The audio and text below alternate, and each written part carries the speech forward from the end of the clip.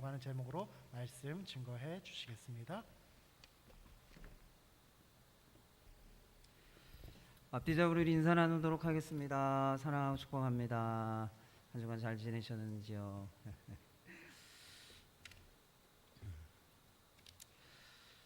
부활하신 예수님이 승천하신 이후에 다락방에 120명의 사람들이 모여서 예수님이 약속하신 성령 받기를 위해서 힘써 기도했습니다.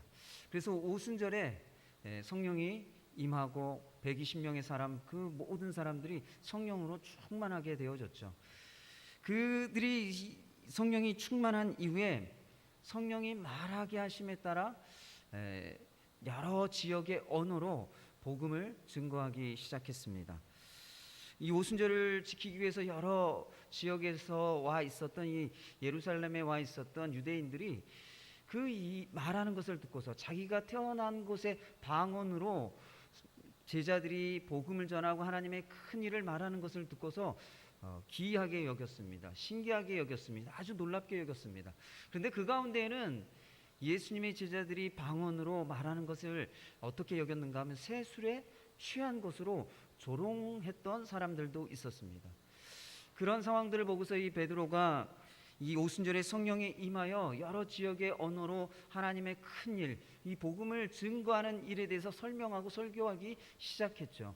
오늘 41절 말씀에 보면 그 베드로의 설교를 들은 사람들 가운데 3,000명이나 되는 사람들이 세례를 받고 믿는 자가 되었다라고 말씀하고 있습니다. 그래서 오늘 본문에서 베드로의 설교를 들은 사람들의 반응을 살펴보면서 믿는 자가 되는 데 있어서 중요한 것이 무엇인가 라고 하는 것을 함께 살펴보려고 합니다. 37절 말씀에 보면 베드로의 설교를 들은 사람들의 반응은 마음에 찔려 우리가 어찌할꼬 라고 하는 것이었습니다. 마음에 찔려 우리가 어찌할꼬 라고 하는 것이 설교를 들은 사람들의 반응이었다라고 하는 것입니다. 그것은 마음의 찔림을 받은 것 때문에 지금까지 살아왔던 삶과는 다르게 앞으로 어떻게 살아가야 하는지를 묻는 것이었습니다. 이 마음의 찔림을 받을 때 자기가 살아왔던 지금까지의 삶을 돌아보고 내가 앞으로 어떻게 살아가야 할지를 고민하고 물었다는 것이죠. 이 마음에 찔렸다라고 하는 표현을 이 헬라어 원문으로 보면 이 수동태로 되어 있습니다. 그 얘기는 무엇을 말하는가 하면 이 마음에 찔렸다라고 하는 말은 베드로의 설교를 들을 때 성령께서 역사하셔서 설교를 듣는 사람들이 하나님의 그 말씀에 의해 마음의 찔림을 받게 하셨다라고 하는 의미라는 것입니다. 히브리서 4장 12절과 13절 말씀에 보면 하나님의 말씀의 능력에 대해서 설명하고 있습니다. 하나님의 말씀은 살아있고 활력이 있고 좌우의 날선 어떤 것보다 예리해서 혼과 영과 및 관절과 골수까지 찔러 쪼개기까지 한다라고 말씀하고 있습니다. 이 찌른다라고 하는 이 헬라어를 보면 관통한다, 꿰뚫다라고 하는 그런 의미를 가지고 있습니다. 그래서 이 히브리서 4장 12절 이 말씀은 좌우의 날선 검과 같이 예리한 하나님의 말씀이 마음과 영과 육체에 숨겨진 것까지도 꿰뚫고 통찰한다라고 하는 것을 의미하고 있는 것이죠. 그래서 히브리서 4장 13절 말씀에는 이렇게 말하고 있습니다. 지으신 것이 하나도 그 앞에 나타나지 않음이 없다라고 말씀하고 있습니다. 우리가 이 말씀을 통해서 보면 우리가 하나님의 말씀을 들을 때 성령이 역사하시면 하나님의 말씀이 나의 마음에 숨겨져 있는 것, 내 마음에 숨겨진 악한 마음, 그리고 악한 동기들, 악한 상태까지도 꿰뚫어 통찰하여 드러낸다라는 것입니다. 그렇기 때문에 마음의 찔림을 받는다라는 것이죠. 베드로의 이 설교 말씀을 들은 사람들이 마음에 찔린 그 이유가 무엇일까요? 무엇 때문에 마음에 찔렸을까요? 오늘 본문 말씀을 보면 두 가지 때문인 것을 살펴볼 수가 있습니다. 첫 번째로 마음에 찔림이 있었던 그 첫 번째 이유는 성령의 역사를 조롱했기 때문이라는 것입니다. 오순절에 성령의 충만함을 받은 제자들이 성령이 말하게 하심에 따라 여러 지역의 언어로 말씀을 전하고 하나님의 큰 일을 말하기 시작했습니다. 그러나 그러한 제자들의 모습을 보던 어떤 사람들 가운데에는 제자들이 새술에 취했다고 조롱했던 것을 볼 수가 있습니다. 그래서 베드로가 요엘 2장 28절에 32절의 말씀을 인용해서 요엘 선지자가 예언한 대로 성령이 오순절에 임하여 기사와 징조가 나타나 여러 지역의 언어로 많은 사람들에게 복음을 전하게 되었다라고 하는 것을 설교하고 있는 것이죠. 이 베드로의 설교를 들은 사람들은 성령의 역사를 조롱했다라고 하고 비웃은 것에 대해서 마음에 찔림이 있었다라고 하는 것입니다. 마태복음 12장 22절에서 37절까지의 말씀을 보면 예수님께서 귀신 들려 눈 멀고 말 못하는 사람을 고쳐주셨습니다. 예수님께서 이렇게 귀신 내어 쫓으시는 이 사역을 부은 이 바리새인들이 예수님이 귀신의 왕인 바알세불을 힘입어 귀신을 내어 쫓는다고 비난하기 시작했죠. 그래서 예수님이 귀신을 내어 쫓는 것은 성령을 힘입어 귀신을 내어 쫓는 것이고, 또 그 성령을 힘입어 귀신을 내어 쫓는 것은 하나님의 나라가 지금 이 자리 가운데 임하였다라고 하는 것을 보여주는 것이라고 말씀하셨습니다. 그리고 성령을 모독하는 것은 결코 사함을 받지 못할 것이다, 용서받지 못할 것이다 라고 경고의 말씀을 하셨던 것을 볼 수가 있습니다.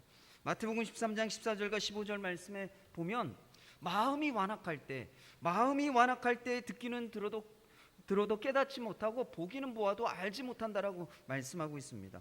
바로 바리새인들의 상태를 얘기해 주고 있는 말씀이죠.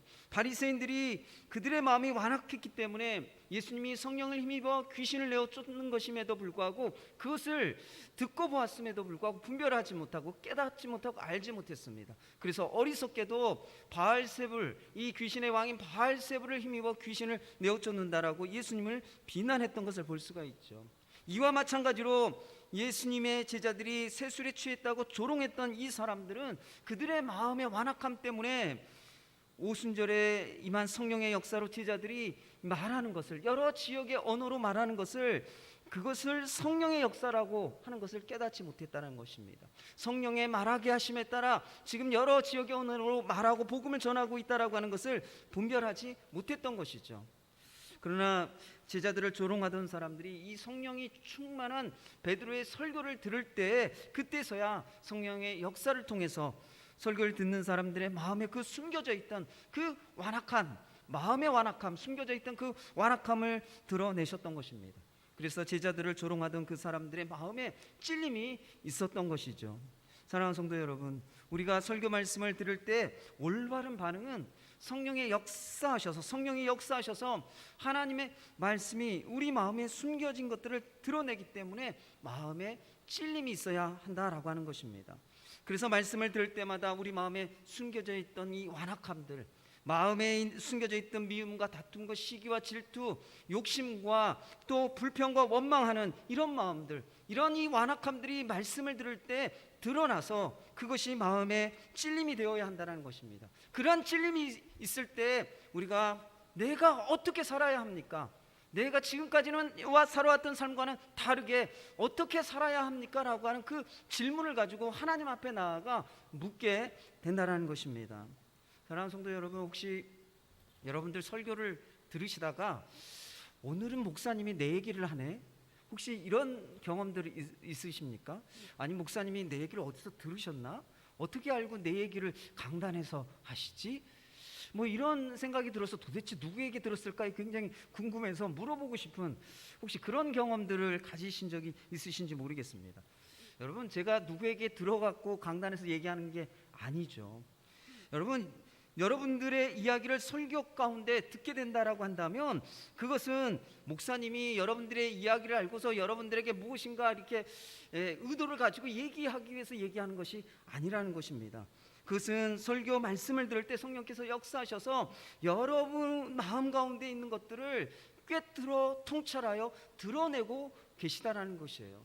설교 가운데 내 얘기다, 내 마음에 와닿는다 라고 하는 그런 이야기들이 있을 때 그것은 성령께서 역사하셔서 여러분 마음에 숨겨져 있던 것들을 드러내시고 그것을 통찰하시고 또 그것을 가지고 마음에 찔림을 주시는 것이다 라고 하는 것을 기억하시길 바랍니다. 그럴 때 여러분들이 어떻게 반응해야 합니까?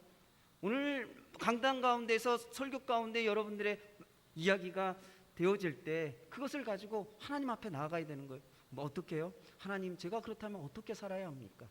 하나님, 제가 지금까지 이렇게 살아왔는데 말씀을 들어보니 내 얘기네요. 내 그 말씀에 비춰서 내가 이제는 어떻게 살아야 합니까? 하나님 앞에 나와 물으셔야 된다는 것이, 그것이 말씀을 들을 때 여러분들이 반응해야 할 올바른 반응이라고 하는 것입니다. 사랑하는 성도 여러분, 하나님의 말씀을 들을 때마다 성령이 역사하셔서 마음에 숨겨진 완악함을 드러나게 해달라고 기도하시길 바랍니다. 그래서 마음의 찔림 때문에 하나님 앞에 나아가게 되는 은혜, 하나님께 나아가 묻고 하나님의 응답을 구하는 믿음의 성도님들 되시기를 축원합니다. 베드로의 설교를 들은 사람들의 마음에 찔림이 있었던 두 번째 이유는 그들이 예수님을 십자가에 못 박았기 때문이라는 것입니다. 베드로의 설교를 들었던 사람들은 예수님을 죽인 것은 로마 총독 빌라도와 로마 군병들이라고 생각했습니다.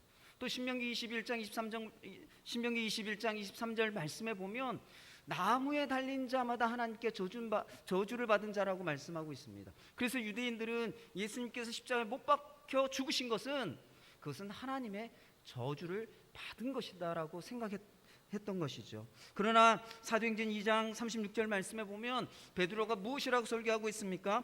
너희가 십자가에 못 박은 이 예수를 하나님이 주와 그리스도가 되게 하셨느니라라고 말씀하고 있습니다. 그때 성령의 역사로 베드로의 설교를 들은 사람들이 자신들이 그토록 기다리던 메시아를 자신들의 손으로 십자가에 못 박아 죽였다라고 하는 것을 깨닫게 되어졌죠. 성령께서 역사하셨을 때 그것이 남의 일이다, 남의 일이라고 생각했는데 성령께서 역사하실 때 그것이 나의 일이고 내가 행한 일이라고 하는 것을 깨닫게 되어졌다는 것입니다. 그 사실로 인해 이 유대인들은 마음에 찔림이 있었던 것이죠. 사랑하는 성도 여러분, 여러분들은 십자가를 보실 때마다 어떤 느낌이 드십니까? 여러분들에게 십자가는 어떤 의미가 있습니까? 디모데전서 2장 6절 말씀에 보면 예수님이 모든 사람을 위하여 자기를 대속물로 주셨다라고 말씀하고 있습니다. 이 말씀의 의미는 예수님이 모든 사람들의 죄를 사하시기 위해서 모든 사람들의 죄를 대신 담당하시고 십자가에서 죽으심으로 죄값을 치루어 주셨다라고 하는 말씀이죠. 이 모든 사람의 죄 가운데 나의 죄 또한 포함되어 있습니다. 그래서 예수님이 십자가에서 죽으신 것은 너의 죄, 다른 사람의 죄가 아니라 나의 죄 때문이라는 것이죠. 그것은 죄를 지은 내가 예수님을 십자가에 못 박았다라고 하는 것을 의미하는 것입니다. 성령께서 그 사실을 가르쳐 주시고 깨닫게 해주실 때 우리가 십자가를 볼 때 어떤 마음이 생겨요? 마음에 찔림이 있는 것이에요. 십자가를 볼 때마다 내가 예수님을 죽였구나, 내 죄로 인해 예수님이 십자가에서 죽으셨구나 라고 하는 마음의 찔림을 가지게 된다는 것입니다. 제가 말씀을 준비하던 중에 이렇게 찬양을 하나 이렇게 듣게 됐어요. 그래서 여러분들에게 그 찬양의 가사와 좀 그 찬양을 여러분들에게 좀 짧지만 소개해 드리려고 합니다.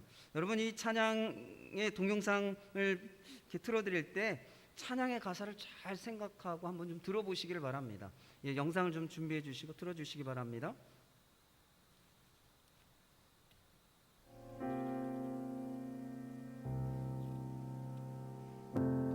예수, 흠도 죄도 없는 당신이 깊이 감춰둔 내 죄로 인하여 하나님의 어린 양 속죄의 제물 되어 저주받은 나무에 달리셨네.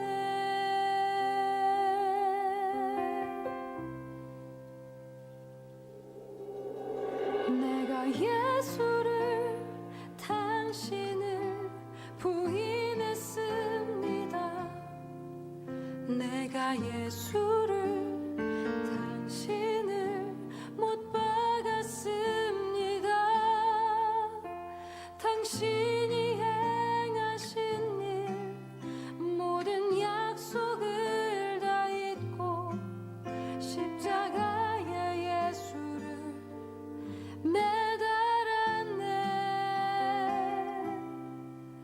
내가 예수를 당신을 부인했습니다. 내가 예수를 당신을 못 박았습니다. 나의 모든 죄를 지고 아버지께 인도하시는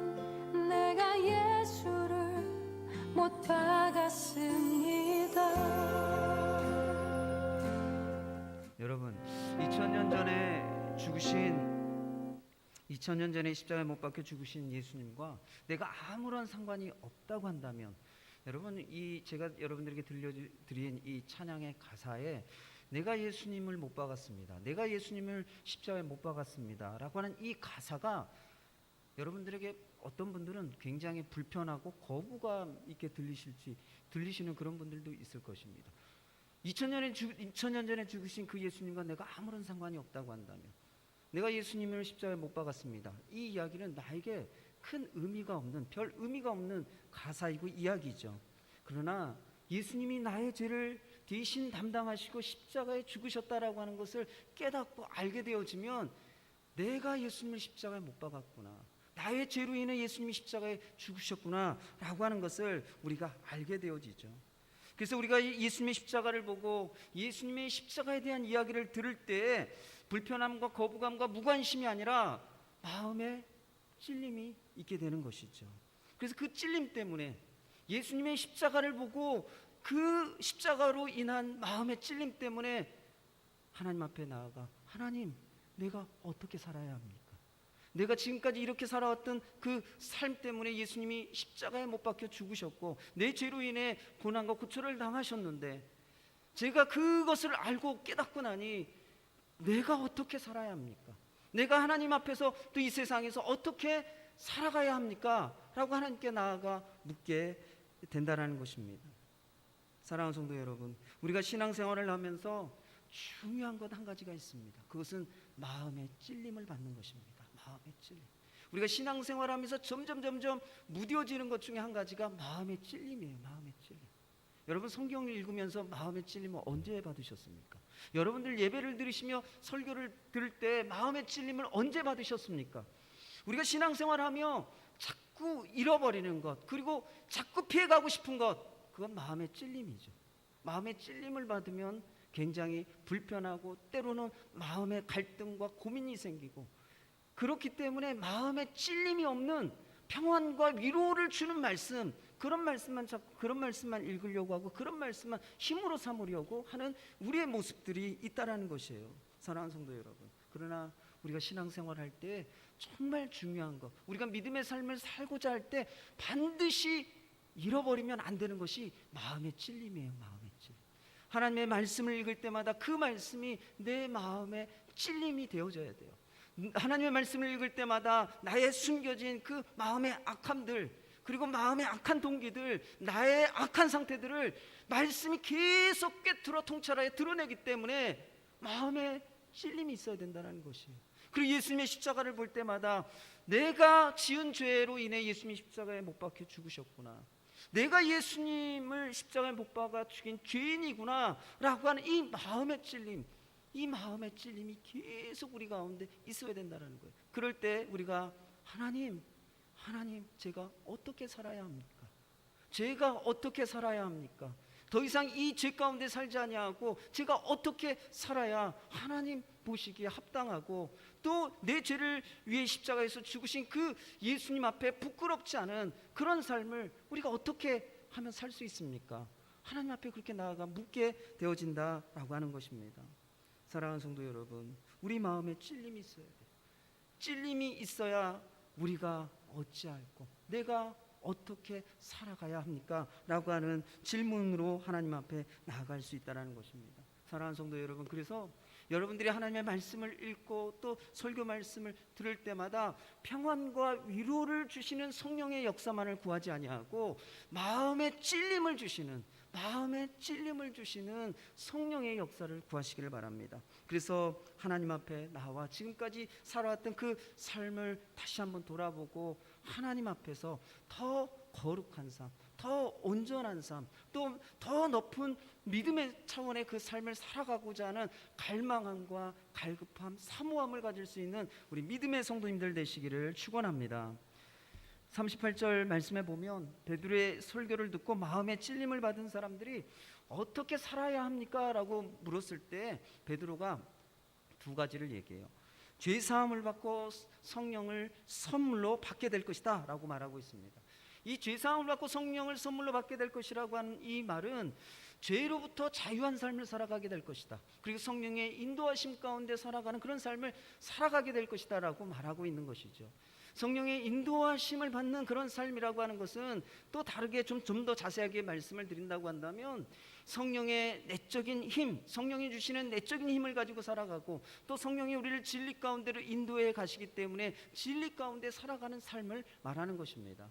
제가 사도행전 설교를 하며 여러분들에게 성령께서 우리에게 어떻게 역사하시고 어떤 일을 행하시는지 계속 말씀을 드리고 있습니다. 그 말씀드렸던 걸 다시 한번 요약해서 말씀드린다고 한다면, 에베소서 3장 16절 말씀에 보면 성령의 능력으로 속사람이 강건해진다라고 말씀하고 있습니다. 이 말씀을 제가 어떻게 설명드렸어요?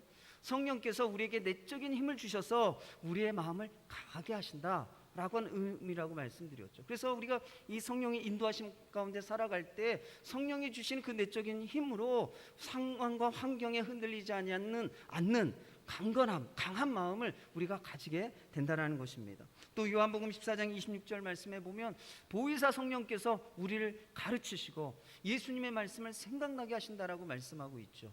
또 요한복음 16장 13절 말씀에 보면 진리의 성령이 우리를 진리 가운데로 인도해 가신다라고 말씀하고 있습니다.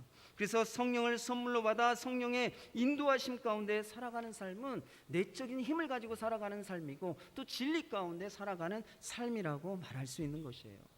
38절 말씀에 이 베드로가 죄로부터 자유하고 이 성령의 인도하심 가운데 살아가기 위해서 두 가지가 필요하다, 두 가지를 요구하고 있습니다. 그 첫 번째가 무엇입니까? 회개하라는 것입니다. 회개하라. 여러분, 이 회개가 무엇입니까? 우리가 흔히 우리가 잘못한 것을 뉘우치고 또 후회하고 반성하는 것, 그것을 우리가 회개라고 생각하기 쉬운데 성경이 말하고 있는 회개는 그러한 것이 아닙니다. 또 우리가 이 회개라고 생각하면 자신의 잘못이나 죄를 고백하고 자백하는 것, 그것을 회개라고 생각하는 경우가 많죠. 그런데 이 성경이 말하고 있는 회개는요, 자신이 자백한, 고백한 그 죄에 따라, 그 고백한 것에 따라 변화되어야 하는 것이 있다는 거예요. 그 자신의 죄를 자백한 그것에 따라 두 가지 변화가 따라와야 한다라고 하는 것을 성경에서 말하고 있습니다. 그 두 가지 변화 중에 첫 번째는 마음의 변화입니다. 이 회개라고 하는 이 헬라어 단어를 보면 어떤 의미를 가지고 있는가 하면 마음을 바꾸다, 생각을 바꾸다라고 하는 의미를 가지고 있어요. 그래서 회개라고 하는 것은 우리의 생각을 바꾸는 것입니다. 마음을 바꾸는 것입니다. 마음의 변화가 회개라고 하는 것이죠. 이 마음의 변화는 어떤 변화를 말하는 것일까요? 특별히 죄에 대한 마음의 변화, 죄에 대한 우리 마음의 태도가 바뀌는 것, 그것이 회개라고 하는 것입니다.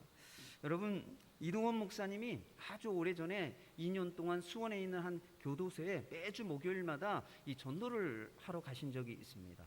이 2년 동안 이 교도소에서 전도를 하신 이후에 내린 결론이 있는데, 그 결론은 이 수원 교도소 안에는 죄인이 한 명도 없다라고 하는 것이었습니다. 이 수원에 있는 교도소 안에는 죄인이 한 명도 없다. 왜 이런 결론을 내리셨을까요? 이동원 목사님이. 이런 결론을 내리신 이유는 이런 겁니다.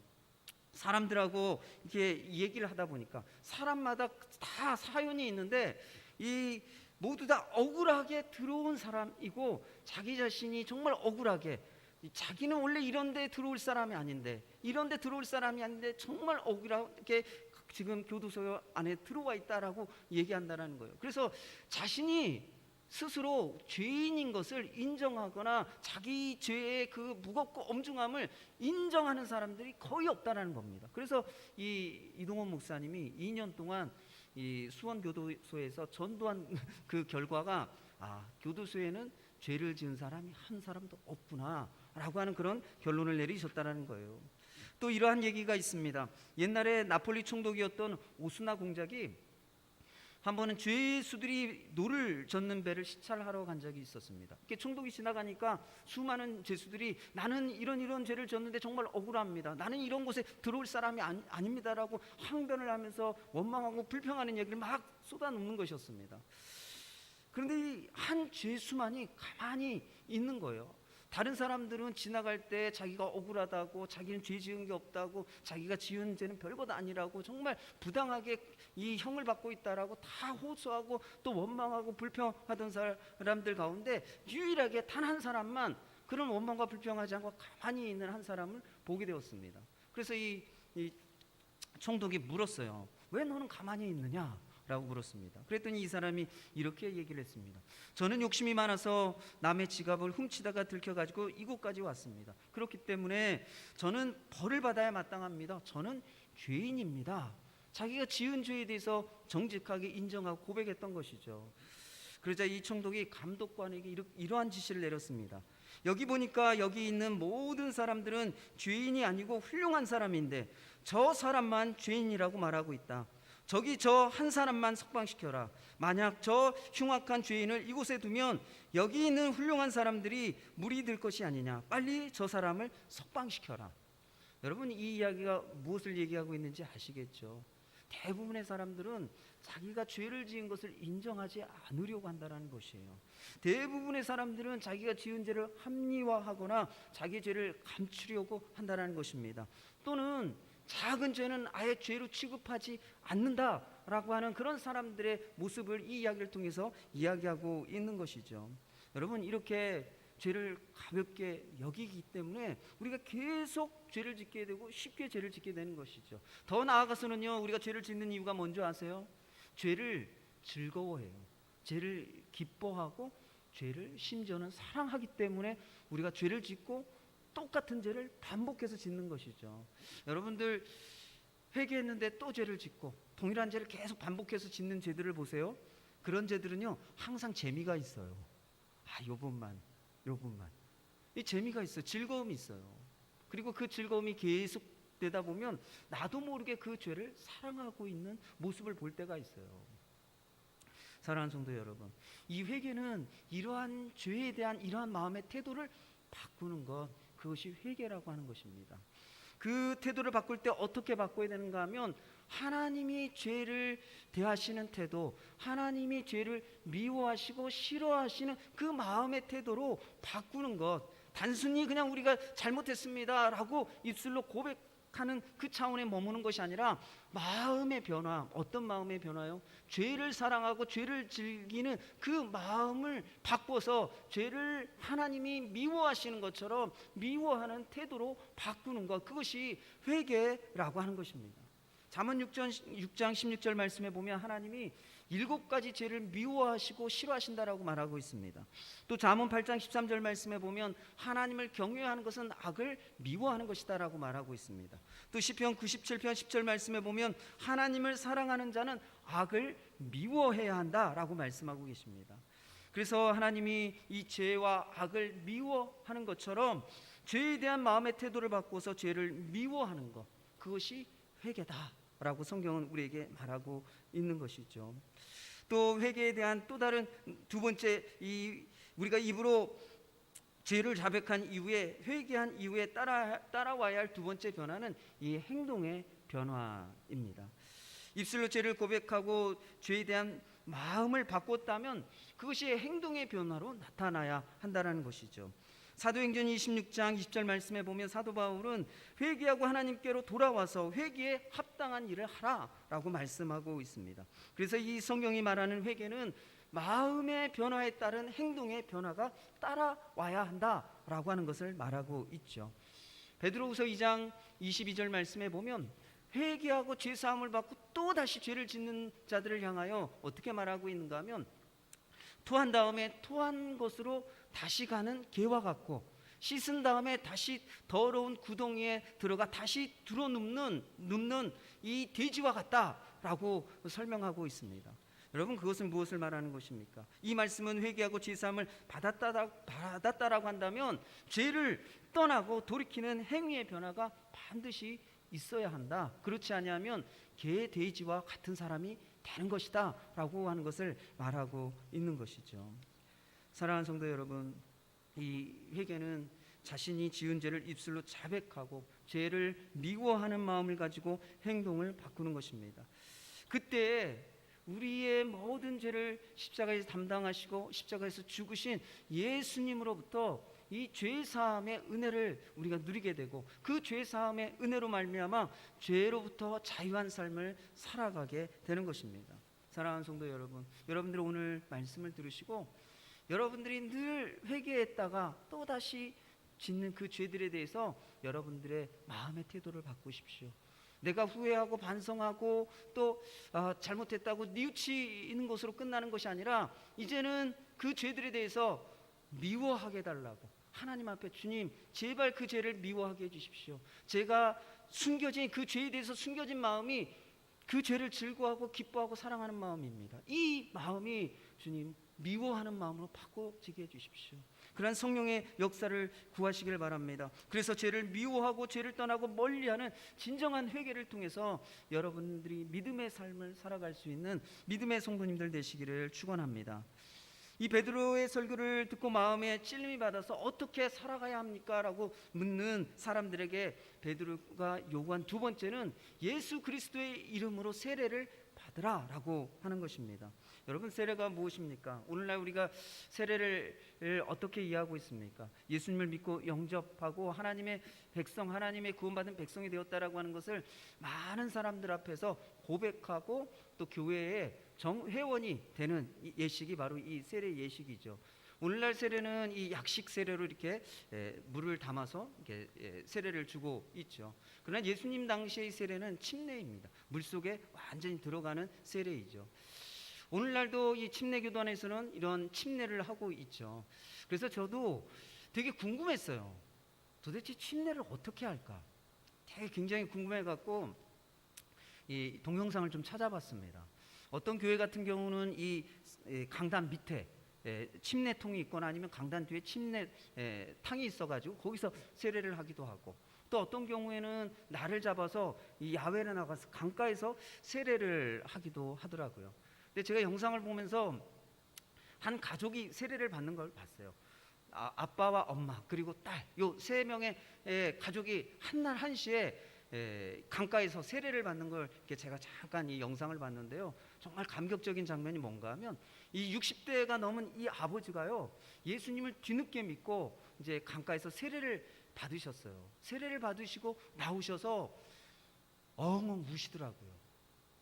한 60대가 된 남자가 도대체 세례를 받으면서 어떤 감격과 감동이 있었길래 저렇게 울까?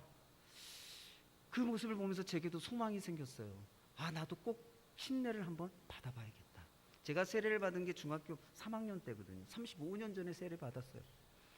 근데 그 세례도 너무나도 귀한 세례이지만 다시 한번 이 침례, 완전히 물속에 들어갔다가 나오는 이 침례, 도대체 이 침례 가운데 어떤 은혜와 어떤 감동과 하나님께서 주신 메시지와 말씀이 뭘까 너무너무 궁금해졌어요. 그것은 침례를 받아봐야지만 이렇게 경험하게 되는 은혜일 것 같아요. 왜 60대의 그 나이 드신 그 남자는 세례를 받고 왜 엉엉 울었을까? 그 울었던 그 마음의 감동, 그 마음에 하나님께 주셨던 말씀, 그것이 무엇인지 굉장히 저는 궁금해졌습니다. 그래서 제게 한 가지 소원이 생겼어요. 꼭 침례를 받아보고 싶다. 침례 가운데 하나님께서 어떤 은혜를 주시는지 몸소 경험해보고 싶다. 그런 생각이 들었습니다. 또 한편으로는 우리 전교인 수련회 가면 한번 우리 성도님들 세례 받았지만 또 침례 한번 받아보면 참 좋겠다. 굉장히 그 침례 받을 때 감격과 감동이 있을 것 같다. 그런 생각이 들었습니다. 여러분, 이 예수님 당시에 이 세례는요 어떤 의미가 있었는가 하면 이 물속에 들어갈 때 호흡이 멈춰주면서 나는 죽었습니다 라고 하는 의미가 있어요. 그리고 물 위로 올라올 때는 호흡을 하면 내가 이제 다시 살아났습니다 라고 하는 그런 의미가 있죠. 그래서 세례는 옛사람이 죽고 내가 이제 새 사람이 되었습니다, 옛사람의 삶의 모습을 이제 버리고 새 사람으로 살아가겠습니다 라고 하는 것이 세례의 의미라는 것입니다. 그런데 베드로는요 예수 그리스도의 이름으로 세례를 받으라 라고 말하고 있어요. 예수 그리스도의 이름으로. 그 의미는 어떤 의미가 있는가 하면 예수님과 연합하여 세례를 받으라 라고 하는 의미입니다. 로마서 6장 4절 말씀에 보면 사도 바울이 이런 얘기를 하고 있어요. 예수님과 연합하여 세례를 받을 때 예수님과 함께 죽고 사는 신비한 은혜가 있다, 신비한 경험이 있다, 신비한 체험이 있다 라고 말씀하고 있습니다. 또 골로새서 2장 12절 말씀에 보면 사도 바울은 이 세례를 받을 때 그리스도와 함께 장사되었고 죽은 자를 다시 일으키시는 하나님의 역사를 믿음으로 그리스도와 함께 다시 살아났다라고 이렇게 표현하고 있어요. 여러분, 그래서 이 세례라고 하는 것은 단순한 의식이 아니라 믿음으로 세례를 받을 때 성령께서 역사하셔서 예수님과 연합하여 함께 죽고 사는 신비를 경험하는 것이 바로 세례라고 말하고 있습니다. 갈라디아서 2장 20절 말씀, 우리가 너무나도 잘 알고 있는 말씀이죠. 이 말씀을 보면 예수님과 함께 죽고 살 때 우리가 어떤 삶을 살게 되는지에 대해서 말하고 있습니다. 우리가 이 말씀 함께 좀 마지막으로 좀 읽어봤으면 좋겠습니다. 갈라디아서 2장 20절 말씀, 우리가 함께 좀 읽어보겠습니다. 갈라디아서 2장 20절 말씀 함께 읽어보겠습니다. 시작. 내가 그리스도와 함께 십자가에 못 박혔나니 그런즉 이제는 내가 사는 것이 아니요 오직 내 안에 그리스도께서 사시는 것이라. 이제 이제는 내가 내가 육체 가운데 사는 것은 나를 사랑하사 나를 위하여 자기 자신을 버리신 하나님의 아들을 믿는 믿음 안에서 사는 것이라. 사도 바울은 내가 그리스도와 함께 십자가에 못 박혔노니 이제는 내가 사는 것이 아니요 오직 내 안에 그리스도께서 사는 것이고, 이제 내가 사는 것은 나를 위하여 나를 사랑하사 나를 위하여 자기 몸을 버리신 하나님의 아들을 믿는 믿음 안에서 사는 것이라고 말씀하고 있습니다. 근데 이 갈라디아서 2장 20절 말씀을 자세히 읽어보면요, 내가 예수님과 함께 죽을 때 그때서야 비로소 내 안에 예수님이 사신다라고 말하고 있어요. 이 말씀을 한번 여러분들 집에 가서 한 주간 또 곰곰이 묵상해 보세요. 예수님과 함께 내가 죽을 때 그때서야 비로소 예수님이 내 안에 사신다. 여러분 마음에 예수님이 계십니까? 예수님이 여러분 마음 가운데 계셔서 예수님과 함께 살아가고 계십니까? 만약에 내 안에 예수님이 계시지 않다고 한다면, 내가 예수님의 이름을 부르고 예수님께 기도함에도 불구하고 내 마음 안에 예수님이 계시지 않다고 한다면 그 이유는 무엇인가 하면 내가 예수님과 함께 죽지 않았기 때문이라는 것. 분명히 갈라디아서 2장 20절 말씀은 내가 예수 그리스도와 함께 십자가에 못 박혔나니 이제는 내가 사는 것이 아니요 육체 가운데 내 안에 그리스도께서 사시는 것이다. 내가 예수님과 함께 죽을 때 예수님이 그때서야 비로소 내 안에 사시게 된다라고 말씀하고 있습니다. 여러분, 예수님이 내 안에 사신다라고 하는 의미는요, 예수님이 나의 주인이 되셨습니다 라고 하는 것을 말하는 것이에요. 내가 주인 되었던 삶을 이제는 멈추고 예수님이 주인 되었던 삶을 살아가겠습니다 라고 하는 그런 의미를 담고 있다는 것입니다. 그래서 우리가 예수님과 함께 죽고 살 때 내가 주인 된 삶을 살아가는 것이 아니라 나는 죽고 예수로 살아가는 삶을 살아가게 된다는 것이죠. 사랑하는 성도 여러분, 우리가 교회의 예식으로서 세례를 한 번 받지만 예수님과 연합하여 죽고 사는 이 놀라운 영적인 경험은 매일매일 삶 속에서 우리가 경험해야 할 영적인 신비라는 것입니다. 내가 매일매일 예수님과 함께 연합하여 예수님과 함께 죽고 살 때 나는 죽고 예수로 사는 삶, 예수님이 나의 주인 된 삶을 살아갈 수 있는 것이에요.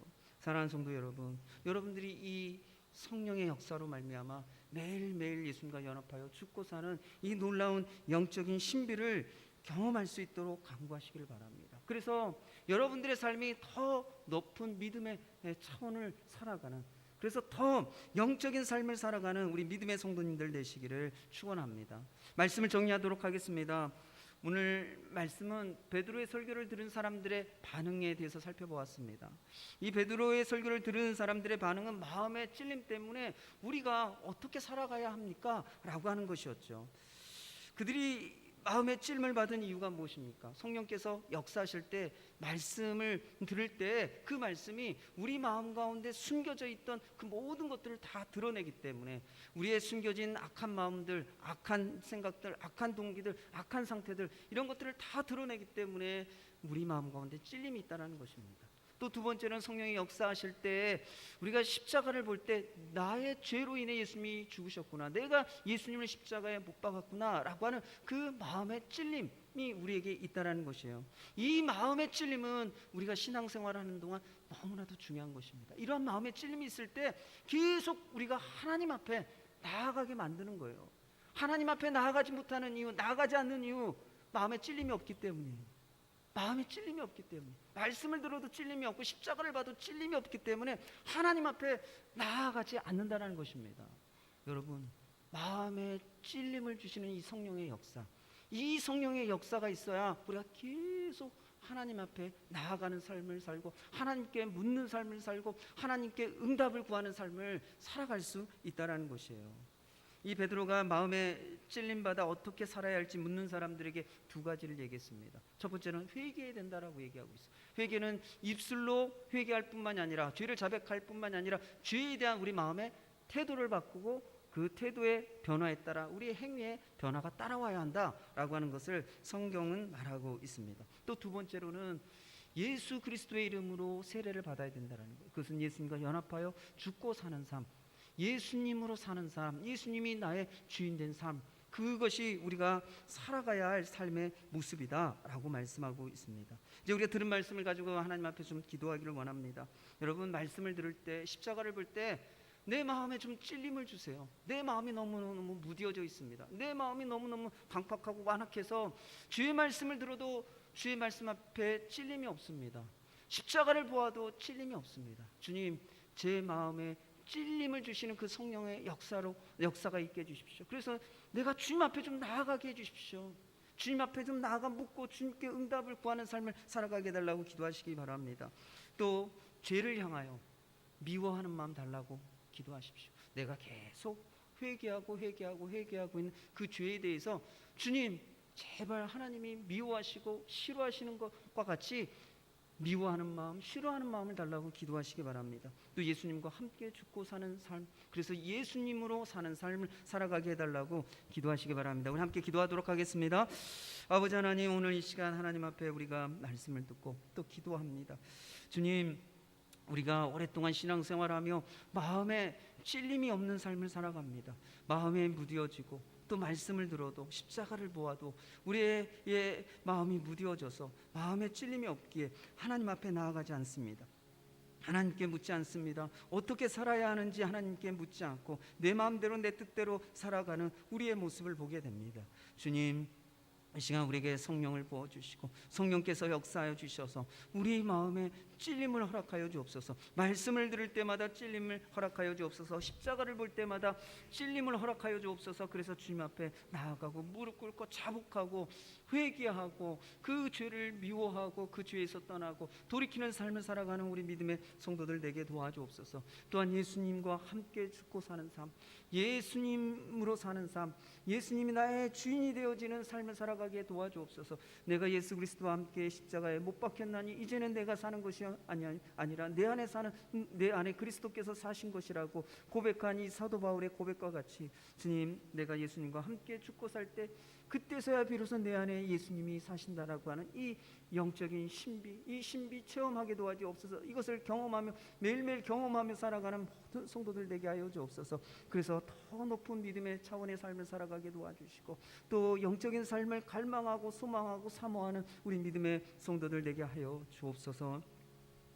주님, 감사합니다. 오늘 주신 말씀을 가지고 한 주간 살아가게 도와주시고 또 말씀 앞에 십자가 앞에 무뎌진 우리 마음 가운데 성령께서 역사하여 주셔서 찔림을 허락하여 주시고 그로 인해 하나님 앞에 나아가는 삶, 하나님께 묻고 하나님께 어떻게 살아야 할지를 계속해서 구하는 삶을 살아가는 믿음의 성도들 되게 하여 주옵소서.